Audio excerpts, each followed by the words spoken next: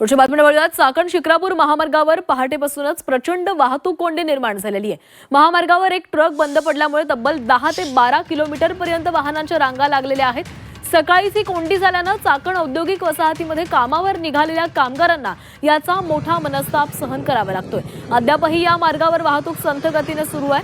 कामगारांसह सर्वसामान्य प्रवाशांचे हाल होत आहेत.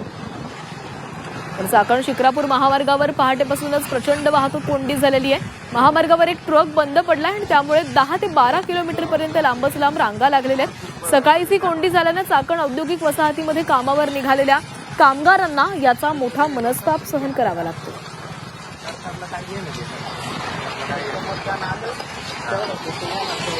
आणि या संदर्भात अधिक बोलणार आहोत. आमचे प्रतिनिधी हेमंत चापुडे आपल्यासोबत आहेत. हेमंत, चाकण शिक्रापूर महामार्गावर वाहतूक कोंडी झालेली आहे.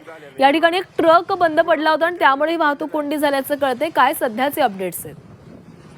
प्राची, चाकण शिक्रापूर महामार्गावरती पहाटेपासूनच मोठ्या प्रमाणात वाहतूक कोंडी पाहायला मिळते. अवजड वाहतूक करणारा हा ट्रक या महामार्गावरती बंद पडल्याने पहाटेपासूनच मोठी वाहतूक कोंडी निर्माण झाली आणि या वाहतूक कोंडीचा मोठा फटका चाकण औद्योगिक नगरीत जाणाऱ्या कामगारांना बसलेला आहे. कारण की सकाळच्या सुमारास फर्स्ट शिफ्टला असेल, जनरल शिफ्टला असेल, जे कामगार कामावरती निघले होते ते मात्र या वाहतूक कोंडीत अडकून पडलेले आहेत आणि याचाही मोठा फटका या वाहतूक कोंडीचा सर्वसामान्य वाहन चालकांसोबत कामगारांनाही बसलेला आहे. मात्र अद्यापही या महामार्गावरती वाहतूक कोंडी पाहायला मिळते. कारण की 10 ते 12 किलोमीटर पर्यंत या वाहनांच्या लांबच लांब रांगा लागलेल्या आहेत. जर हा कंटेनर सुरू झाला तर ही वाहतूक सुरळीत व्हायला अजून काही वेळ जाणार आहे. मात्र अद्यापही या महामार्गावरती वाहतूक कोंडी पाहायला मिळते. प्राची, धन्यवाद हेमंत दिलेल्या सविस्तर माहितीसाठी.